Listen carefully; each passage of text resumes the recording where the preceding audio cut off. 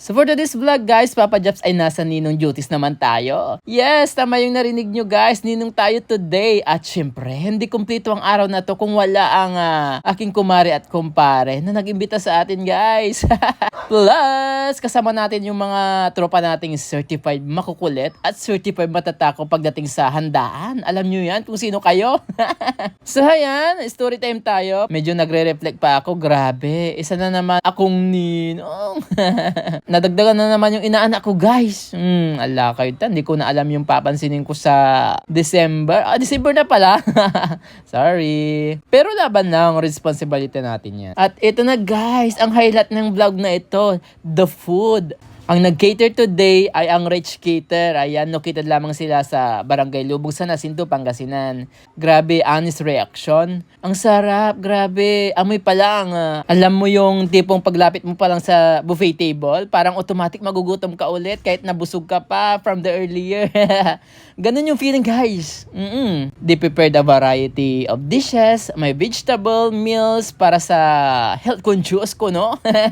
Pero later, makikita mo silang nasa midsection na. Sino ka dyan? At syempre, may mga ulam na sobrang malasa, from the color, aroma, hanggang sa presentation. Halatang pinag-isipat at hindi minadali. Ang linamnam. Ramdam mo yung bawat kagat ba? Habang kumakain kami, nariyan yung classic barkadas moments, natawanan, kwentuhan, at syempre yung legendary asaran. Kakatawalan nito, ayan, si Jonathan na Bacchus, ayan. May mga naunang dumampot na ng crispy na ulam. Ayan. Tapos meron namang kunyari diet pero bumamalik din sa buffet. Relate ba? Pero beyond the food, and the kulitan, gusto ko rin i-share yung sentimental side ng ganitong events. Ayan. Being part of a special milestone like this, lalo na ng mga taong malapit sa puso mo, reminder siya na life is not just about work, stress, o problema man yan.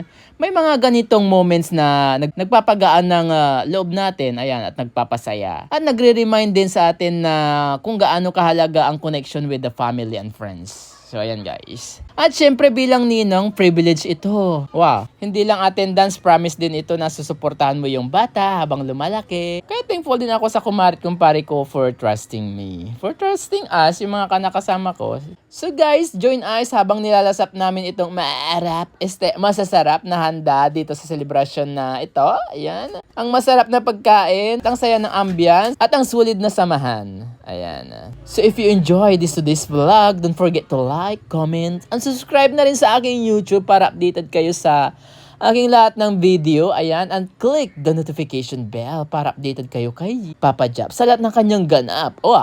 Tara, samahan nyo muna kaming kumain at let's enjoy the good food, good company, and good vibes. So ayan. Dito ko muna tatapusin yung aking video. Ayan. Thank you so much.